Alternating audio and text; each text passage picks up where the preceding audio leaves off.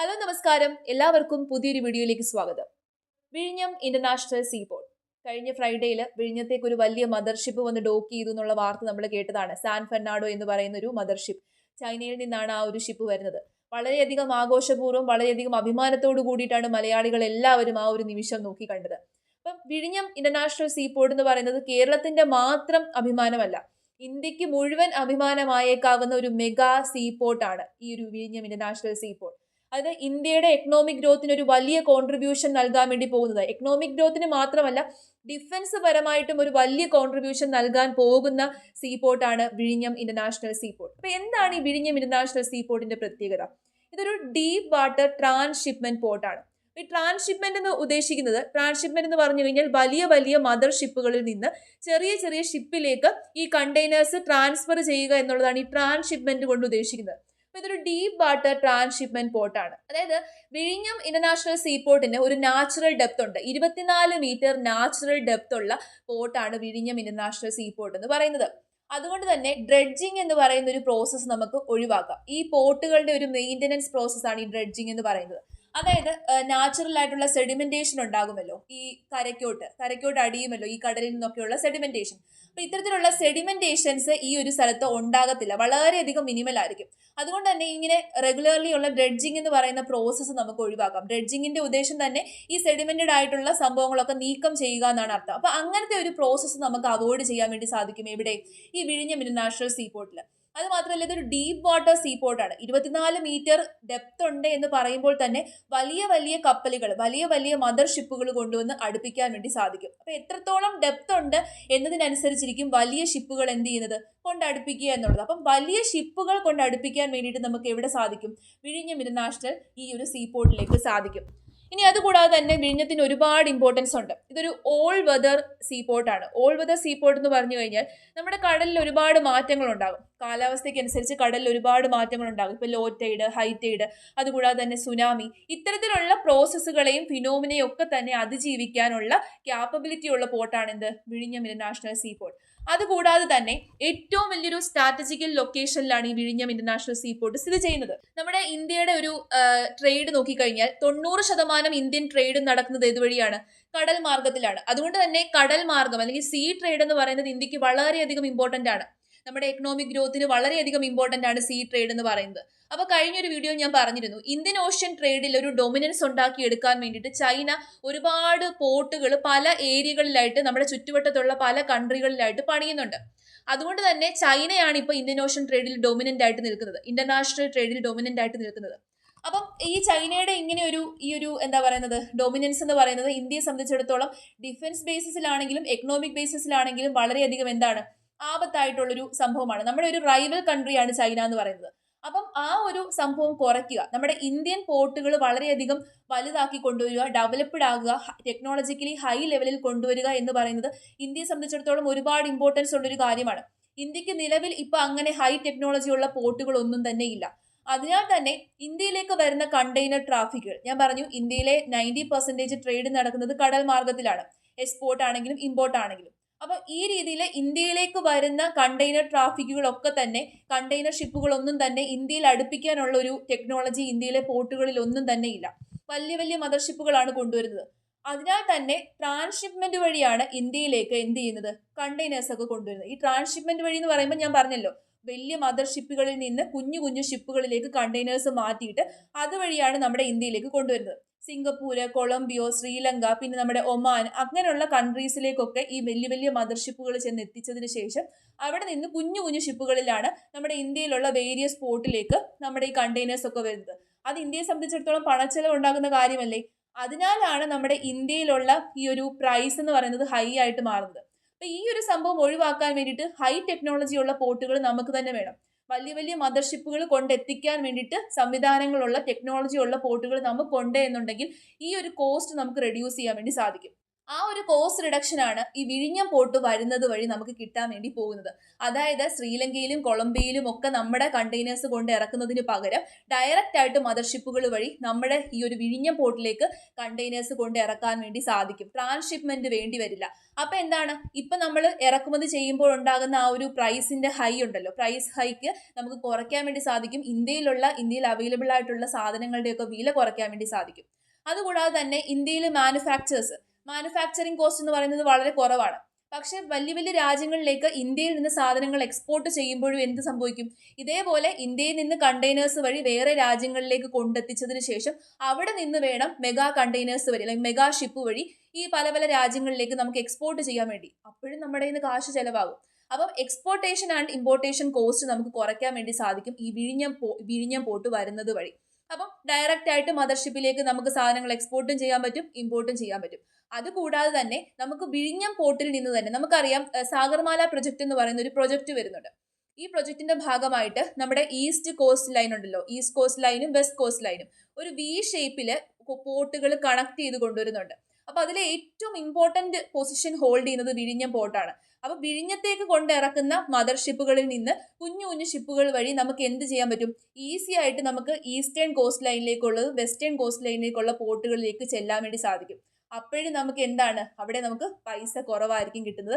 കേരളത്തിനെ സംബന്ധിച്ചിടത്തോളം എന്താണ്, കേരളത്തിൽ വന്നതിന് ശേഷമാണ് നമ്മുടെ പല സ്റ്റേറ്റുകളിലേക്കും ഇങ്ങനെ സാധനങ്ങൾ എത്തുന്നത്. അപ്പൊ കേരളത്തിനും അത് വലിയൊരു ബെനിഫിറ്റ് ഉണ്ടാക്കുന്ന കാര്യമാണ്. എക്കണോമിക് ഗ്രോത്ത് നല്ല രീതിയിൽ ഉയർത്താൻ സാധിക്കുന്ന ഒരു സംഭവമാണിത്. അതുകൂടാതെ തന്നെ വിഴിഞ്ഞത്തിന്റെ ലൊക്കേഷൻ നോക്കിക്കഴിഞ്ഞാൽ ഇന്റർനാഷണൽ ഷിപ്പിംഗ് ലൈൻ ഉണ്ടല്ലോ, അതായത് ഇന്റർനാഷണലി ഈ ഒരു കാർഗോ ട്രാഫിക് പോകുന്ന ഒരു റൂട്ട് ഉണ്ടല്ലോ, ആ റൂട്ടിൽ നിന്ന് വെറും 10 നോട്ടിക്കൽ മൈൽ അകലെയാണ് വിഴിഞ്ഞം സ്ഥിതി ചെയ്യുന്നത്. അതായത് 19 കിലോമീറ്റർ. അങ്ങനെ ഒരു അടുത്തൊരു പ്രദേശം ഉണ്ട് എന്നുണ്ടെങ്കിൽ എന്താണ്, ഈ വിഴിഞ്ഞത്തെ വലിയ വലിയ രാജ്യങ്ങളിലേക്കുള്ള ട്രാൻസ്ഷിപ്മെന്റ് ഒരു പോർട്ടായിട്ടും കണക്കാക്കാം. അതായത് ഇതിനു മുമ്പ് സിംഗപ്പൂരിലും കൊളംബിയയിലും ഒക്കെ പോയി ഇറങ്ങിക്കൊണ്ടിരുന്ന മദർഷിപ്പുകൾ വിഴിഞ്ഞത്ത് വന്ന് ഇറക്കിയിട്ട് ചെറിയ ചെറിയ കപ്പലുകളിലേക്ക് കണ്ടെയ്നേഴ്സ് മാറ്റാൻ വേണ്ടിയിട്ടുള്ള ഇടയാക്കും ഈ ഒരു വിഴിഞ്ഞം സീപോർട്ട് പ്രവർത്തനം ആരംഭിക്കുന്നതോടുകൂടി. അത് നമ്മുടെ രാജ്യത്തിന് എന്താണ്, വളരെയധികം ബെനിഫിറ്റ് ആണ്. ഇനി അതുകൂടാതെ തന്നെ ഞാൻ പറഞ്ഞല്ലോ, ചൈന വളരെയധികം ഡൊമിനന്റ് ആയിട്ട് നിൽക്കുകയാണ്, പല ഏരിയകളിൽ പോർട്ടുകളൊക്കെ സ്ഥാപിക്കുന്നുണ്ട്. അപ്പൊ അങ്ങനെ ഒരു സാഹചര്യത്തിൽ ഡിഫൻസ് ബേസിസിൽ നമുക്ക് ഒരു ത്രെറ്റ് ചൈനയുടെ ഭാഗത്തു നിന്ന് ഉണ്ടായെങ്കിൽ നമുക്ക് എത്രയും പെട്ടെന്ന് നമ്മുടെ വിഴിഞ്ഞം സീപോർട്ടിലേക്ക് നമ്മുടെ ഡിഫൻസ് ബേസിസിലായിട്ടുള്ള സാധനങ്ങളൊക്കെ എത്തിച്ച് നമുക്ക് അവിടെ നിന്ന് വേണമെങ്കിൽ എന്ത് ചെയ്യാൻ പറ്റും, ഈ ചൈനയെ നിരീക്ഷിക്കാൻ വേണ്ടി സാധിക്കും. അതിന് വേറൊരു കാര്യം കൂടെ ഉണ്ട്. നമ്മുടെ ഇന്റർനാഷണൽ എയർപോർട്ട് വെറും 16 കിലോമീറ്റർ അകലെയാണ്. അതായത് നമ്മുടെ ഈ ഒരു വിഴിഞ്ഞം സീപോർട്ടിൽ നിന്ന് വെറും 16 കിലോമീറ്റർ അകലെയായിട്ടാണ് നമ്മുടെ തിരുവനന്തപുരം എയർപോർട്ട് ഉള്ളത്. അപ്പൊ അവിടെ നിന്ന് എന്ത് ചെയ്യാൻ പറ്റും, പെട്ടെന്ന് തന്നെ എയർ മാർഗത്തിൽ കാർഗോയും കണ്ടെയ്നേഴ്സും ഒക്കെ ഇറക്കാൻ വേണ്ടി സാധിക്കും. പേഴ്സൺസ് നമുക്കിപ്പോൾ വേണമെങ്കിൽ ഡിഫൻസ് ബേസിസിലായിട്ടുള്ള കാര്യങ്ങളൊക്കെ അവിടെ തന്നെ കൊണ്ട് ഇറക്കിയിട്ട് പെട്ടെന്ന് തന്നെ വിഴിഞ്ഞം ഇന്റർനാഷണൽ സീപോർട്ടിലേക്ക് എത്തിക്കാനും സാധിക്കും. അങ്ങനെ ഡിഫൻസ് ബേസിസിലായിക്കോട്ടെ എക്കണോമിക് ബേസിസിലായിക്കോട്ടെ ഇന്ത്യയുടെ ഭാവി തന്നെ മാറ്റിമറിക്കാൻ വേണ്ടി പോകുന്ന ഒരു സീപോർട്ടാണ് വിഴിഞ്ഞം ഇന്റർനാഷണൽ സീപോർട്ട്. അതിനെയാണ് ഒരു ഗെയിം ചേഞ്ചർ എന്ന് വേണമെങ്കിൽ നമുക്ക് വിളിക്കാൻ വേണ്ടി പറ്റുന്നത്. അപ്പൊ ഇത്രയധികം പെക്യുലിയാരിറ്റീസും ബെനിഫിറ്റ്സും എവിടെയുണ്ട്, വിഴിഞ്ഞം ഇന്റർനാഷണൽ സീപോർട്ടിനുണ്ട്. കഴിഞ്ഞ ഫ്രൈഡേയിൽ ഇതുപോലെ ആ ഒരു വലിയ ഷിപ്പ് വന്ന സമയത്ത് എല്ലാ ആൾക്കാരും വളരെയധികം പ്രൗഡായിട്ടാണ് ആ ഒരു മൊമെന്റിനെ നോക്കിയത്. അപ്പൊ ഈ വേറൊരു ചോദ്യം കൂടി ഉയർന്നു വന്നു, ഈ വിഴിഞ്ഞം ഇന്റർനാഷണൽ സീപോർട്ടിന്റെ ക്രെഡിറ്റ് ആർക്ക് കൊടുക്കണം? ആ ഒരു സമയത്ത് വേറെ അർഹതയില്ലാത്ത പല ആൾക്കാരും അതിന്റെ ക്രെഡിറ്റ് ഏറ്റെടുത്തു. ഞാനാണ് കാരണം എന്നുള്ള രീതിയിലും അർഹതയില്ലാത്ത പല ആൾക്കാരും അതിന്റെ ക്രെഡിറ്റ് ഏറ്റെടുത്തു. അപ്പൊ യഥാർത്ഥത്തിൽ അതിനകത്ത് അർഹതപ്പെട്ട വ്യക്തി ആരാണ് എന്ന് ചോദിച്ചു കഴിഞ്ഞാൽ ഞാൻ അതിനെക്കുറിച്ച് പറയുന്നതിന് മുമ്പ് കുറച്ച് ഹിസ്റ്ററി പറയാം. അതായത് ഈ വിഴിഞ്ഞം ഇന്റർനാഷണൽ സീപോർട്ട് എന്ന് പറയുന്നത് ഈ ഒരു മോഡേൺ സീപോർട്ട് ഉണ്ടാക്കുന്നതിന് മുമ്പ്, വർഷങ്ങൾക്ക് മുമ്പ്, സെഞ്ചുറീസ് മുമ്പ് തന്നെ ഇവിടെ ഒരു പോർട്ട് ഉണ്ടായിരുന്നു എന്നാണ് പറയപ്പെടുന്നത്. ഹിസ്റ്റോറിയൻസ് പറയുന്നുണ്ട്, ഹിസ്റ്റോറിക്കൽ റെക്കോർഡുകളിൽ അതിനെക്കുറിച്ച് രേഖപ്പെടുത്തിയിട്ടുണ്ട്. അതായത് 2nd സെഞ്ചുറിക്ക് മുൻപ് തന്നെ ഇവിടെ ഒരു പോർട്ട് ഉണ്ടായിരുന്നു, അവിടെ വാണിജ്യം ഉണ്ടായിരുന്നു എന്നാണ് പറയപ്പെടുന്നത്. ഓക്കെ, ആ ഒരു 2nd സെഞ്ചുറിക്ക് ശേഷം നമ്മുടെ ചോള ഡൈനാസ്റ്റി, പാണ്ഡ്യ ഡൈനാസ്റ്റി അവരൊക്കെ തമ്മിലുള്ള യുദ്ധത്തിലാണ് ഈ ഒരു പോർട്ട് തകർന്നു പോയതെന്നാണ് പറയപ്പെടുന്നത്. അതിനു മുമ്പ് തന്നെ അറേബ്യൻ കൺട്രീസിലേക്കും പേർഷ്യൻ കൺട്രീസിലേക്കും ചൈനയിലേക്കും ഒക്കെ തന്നെ ഇവിടെ നിന്ന് വാണിജ്യം ഉണ്ടായിരുന്നു, അല്ലെങ്കിൽ ഒരു പോർട്ട് ഉണ്ടായിരുന്നു എന്നാണ് പറയപ്പെടുന്നത്. അപ്പൊ അത്രയും ഹിസ്റ്റോറിക്കൽ ഇമ്പോർട്ടൻസ് ഹോൾഡ് ചെയ്യുന്ന ഒരു സ്ഥലമാണ് ഈ വിഴിഞ്ഞം എന്ന് പറയുന്നത്.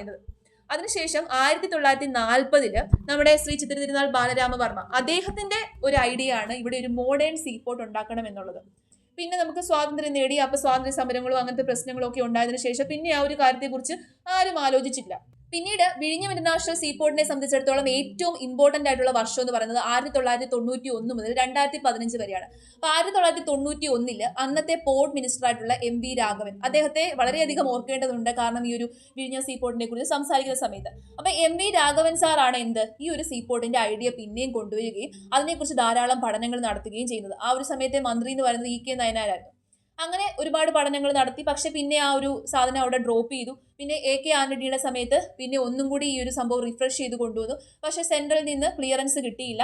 അതിനുശേഷം പക്ഷേ ഈ MV രാഘവൻ എന്ന് പറയുന്ന ഇദ്ദേഹം ഒരുപാട് ഡീപ്പായിട്ട് ഇതിനെക്കുറിച്ച് പഠനം നടത്തിയിരുന്നു. എന്തൊക്കെയാണ് ചെയ്യേണ്ടത്, അങ്ങനത്തെ കാര്യങ്ങളെക്കുറിച്ചൊരു ഗ്രൗണ്ട് വർക്ക് ചെയ്തത് ഈ MV രാഘവൻ സാറാണ്. അതിനുശേഷം പിന്നെ നമ്മുടെ VS അച്യുതാനന്ദൻ സാർ, അദ്ദേഹം വന്നതിന് ശേഷം അദ്ദേഹവും സെൻട്രലിനോട് റീസബ്മിറ്റ് ചെയ്തായിരുന്നു ഇതിന്റെ ആവശ്യം. ആ ഒരു സമയത്തും സെക്യൂരിറ്റി പ്രോബ്ലം ഒക്കെ വെച്ചിട്ട് എന്ത് ചെയ്തു, ഈ ഒരു സംഭവം ക്യാൻസൽ ചെയ്യുകയാണ്. പിന്നീട് വളരെയധികം ഓർത്ത് വെക്കേണ്ട അല്ലെങ്കിൽ ക്രെഡിറ്റ് കൊടുക്കാൻ ഞാൻ ആഗ്രഹിക്കുന്ന ഒരു വ്യക്തി, അല്ലെങ്കിൽ എല്ലാവർക്കും അറിയാം ഇദ്ദേഹം കാരണമാണ് ഈ ഒരു പ്രൊജക്ട് വന്നതെന്ന്, ഉമ്മൻചാണ്ടി സാർ. അദ്ദേഹമാണ്, അദ്ദേഹത്തിന്റെ നിശ്ചയദാർഢ്യവും അദ്ദേഹത്തിന്റെ ആ ഒരു ഉറച്ച തീരുമാനവും മൂലമാണ് എന്ത് സംഭവിക്കുന്നത്, ഈ ഒരു പ്രൊജക്ട് അദാനി ഗ്രൂപ്പിന് കൈമാറുകയും ഈ പ്രൊജക്റ്റിന് സൈൻ ചെയ്യാൻ വേണ്ടിയിട്ട് സാധിക്കുകയും ചെയ്തത്, അല്ലെങ്കിൽ ഈ ഒരു പ്രൊജക്ടിന് തുടക്കം കുറിച്ചത് അദ്ദേഹമാണ്. അപ്പൊ രണ്ട് ആൾക്കാരെയാണ് നമുക്ക് കൂടുതൽ ഓർക്കാൻ ആഗ്രഹിക്കുന്നത്. MV രാഘവൻ സാറാണ് അതിന്റെ കുറെ ഡീപ്പായിട്ട് പഠനം നടത്തുകയും അതിന്റെ ഗ്രൗണ്ട് വർക്ക് ഒക്കെ ചെയ്യുകയും ചെയ്തു. അതുകൂടാതെ തന്നെ ഉമ്മൻചാണ്ടി സാർ, അദ്ദേഹത്തിന്റെ ആ ഒരു നിശ്ചയദാർഢ്യവും അദ്ദേഹത്തിന്റെ ആ ഒരു താല്പര്യം ഒന്നുകൊണ്ട് മാത്രമാണ്. ആ ഒരു സമയത്ത് സെൻട്രലിൽ നിന്ന് പോലും അദ്ദേഹത്തെ എതിർത്തായിരുന്നു. അന്ന് കോൺഗ്രസ് ആയിരുന്നല്ലോ നമ്മുടെ ഇന്ത്യ ഭരിച്ചിരുന്നത്. ആ ഒരു സമയത്ത് സെൻട്രലിൽ നിന്ന് പോലും എതിർത്തായിരുന്നു ഈ ഒരു പ്രൊജക്ട് അദാനി ഗ്രൂപ്പിന് കൊടുക്കുന്നതിൽ നിന്ന് സോണിയാഗാന്ധിയൊക്കെ എതിർക്കുകയൊക്കെ ചെയ്തിരുന്നു. പക്ഷേ ആ സമയത്ത് എന്ത് ചെയ്യുന്നില്ല, അദ്ദേഹം അതിൽ നിന്ന് പിന്മാറാൻ വേണ്ടിയിട്ട് തയ്യാറാകുന്നില്ല. അദ്ദേഹം ഉറച്ച തീരുമാനമെടുത്ത് 2015 എന്ത് ചെയ്യുവാണ്, ഇത് സൈൻ ചെയ്യുകയാണ്. 2015 ഡിസംബർ 5 എങ്ങാണ്ടാന്ന് തോന്നുന്നു ഈ ഒരു പ്രൊജക്ട് തുടങ്ങുന്നത്, ഒഫീഷ്യലി ഈ ഒരു പണി തുടങ്ങുന്നത്. പിന്നെ അദാനി ഗ്രൂപ്പിനെ നമുക്ക് മെൻഷൻ ചെയ്യണം, പിന്നെ അവർക്ക് ബെനിഫിറ്റ് ഉള്ളൊരു സാധനമാണല്ലോ. അപ്പൊ ഇത് ഇപ്പൊ നമ്മുടെ കേരള ഗവൺമെന്റിന്റെ ഓണർഷിപ്പിലാണ് എങ്കിൽ പോലും 40 വർഷത്തേന് ഇത് നടത്തിക്കൊണ്ടു പോകാനുള്ള ഒരു ചുമതലയുള്ളത് അദാനി ഗ്രൂപ്പിന്റെ കയ്യിലാണ്. അങ്ങനെയാണ് ഈ ഒരു പ്രൊജക്ടിന്റെ ഒരു ഇതെന്ന് പറയുന്നത്. അപ്പം ക്രെഡിറ്റ് കൊടുക്കേണ്ടത് ആർക്കാണെന്ന് മനസ്സിലായല്ലോ. ആ ഒരു സമയത്ത് ഇത് ഉമ്മൻചാണ്ടി സാർ അദാനി ഗ്രൂപ്പിന് കൈമാറിയ ആ ഒരു സമയത്ത് ഈ ക്രെഡിറ്റ് ഏറ്റെടുത്ത് ഇപ്പൊ നടക്കുന്ന കുറെ ആൾക്കാരുണ്ടല്ലോ, ആ ആൾക്കാർ ഇതിനെ എതിർത്തവരാണ്. അതായത് കടൽ കൊള്ളയാണ്, കോഴയാണ്, അങ്ങനെ വലിയ വിവാദങ്ങളൊക്കെ ഉണ്ടാക്കി, വലിയ പ്രശ്നങ്ങളൊക്കെ ഉണ്ടാക്കി സമരം ചെയ്ത് ഇതിനെ എതിർത്ത് ഇതൊരിക്കലും നടത്താൻ സമ്മതിക്കില്ല എന്ന് പറഞ്ഞ് വലിയ വലിയ പ്രക്ഷോഭങ്ങളും സമരങ്ങളും ഒക്കെ ഉണ്ടാക്കിയ ആൾക്കാരാണ് ഇന്ന് ഞാൻ കാരണമാണ്, എൻ്റെ നിശ്ചയദാർഢ്യത്തിലാണ് എന്നുള്ള രീതിയിൽ ഈ ഒരു പ്രൊജക്ടിന്റെ ക്രെഡിറ്റ് ഏറ്റെടുക്കാൻ വേണ്ടിയിട്ട് തുടങ്ങിയേക്കുന്നതും ശ്രമിച്ചേക്കുന്നതും. നടക്കുന്ന പരിപാടിയൊന്നുമല്ല. ഈ ലോകത്ത്, ഈ നമ്മുടെ കേരളത്തിലുള്ള ഓരോ കുഞ്ഞിനും അറിയാം ആർക്കാണ് അതിന്റെ ക്രെഡിറ്റ് കൊടുക്കേണ്ടത് എന്നുള്ളത്. അപ്പം ഈ രണ്ട് വ്യക്തികളെയാണ് കൂടുതലായിട്ടും ഈ ഒരു സമയത്ത് അല്ലെങ്കിൽ ഈ ഒരു പ്രൊജക്ടിന്റെ കാര്യത്തിൽ ഓർക്കാൻ വേണ്ടി ഞാൻ ആഗ്രഹിക്കുന്നത്. അവർക്കാണ് ക്രെഡിറ്റ് കൊടുക്കാൻ വേണ്ടി, അല്ലെങ്കിൽ അവരുടെ പൊന്തൂവലാണ്, അവരുടെ തലയിലെ പൊന്തൂവലാണ് ഈ ഒരു പ്രൊജക്ട് എന്ന് വേണമെങ്കിൽ നമുക്ക് പറയാൻ വേണ്ടി സാധിക്കും. അപ്പം ഇതിന്റെ ഫസ്റ്റ് ഫേസ് മാത്രമാണ് കംപ്ലീറ്റ് ആയത്. ബാക്കിയുള്ള 4 ഫേസ് എങ്ങാണ്ടുണ്ട്. ഇനി ആ ഫേസുകളൊക്കെ കംപ്ലീറ്റ് ആയി 2028-29 ഈ ഒരു വിഴിഞ്ഞം ഇന്റർനാഷണൽ സീപോർട്ട് ഫുള്ളി പ്രവർത്തനം ആരംഭിക്കും എന്നാണ് പറയുന്നത്. അതുകൂടി കഴിഞ്ഞു കഴിഞ്ഞാൽ ഒരു വലിയ മാറ്റം കൊണ്ടുവരാൻ വേണ്ടിയിട്ട് കേപ്പബിൾ ആയിട്ടുള്ള ഒരു പ്രൊജക്റ്റ് ആണ്. അതുകൂടാതെ തന്നെ ഞാൻ വേറൊരു വീഡിയോയിൽ നിക്കോബാർ പ്രൊജക്ട് എന്ന് പറഞ്ഞൊരു പ്രൊജക്റ്റിനെ കുറിച്ച് പറഞ്ഞിരുന്നു. നിക്കോബാർ ഐലൻഡിൽ ഒരു വലിയ പോർട്ട് ഉണ്ടാക്കാൻ വേണ്ടി പോകുന്നു എന്നതിനെ കുറിച്ച്. അതിന്റെ ഗ്രൗണ്ട് വർക്ക് ഒന്നും തുടങ്ങിയില്ല. ആ ഒരു പോർട്ടും കൂടി വന്നു കഴിഞ്ഞാൽ വിഴിഞ്ഞവും നിക്കോബാർ ഐലൻഡിലുള്ള ആ പോർട്ടും തമ്മിൽ വലിയൊരു കണക്ഷനൊക്കെ വരും.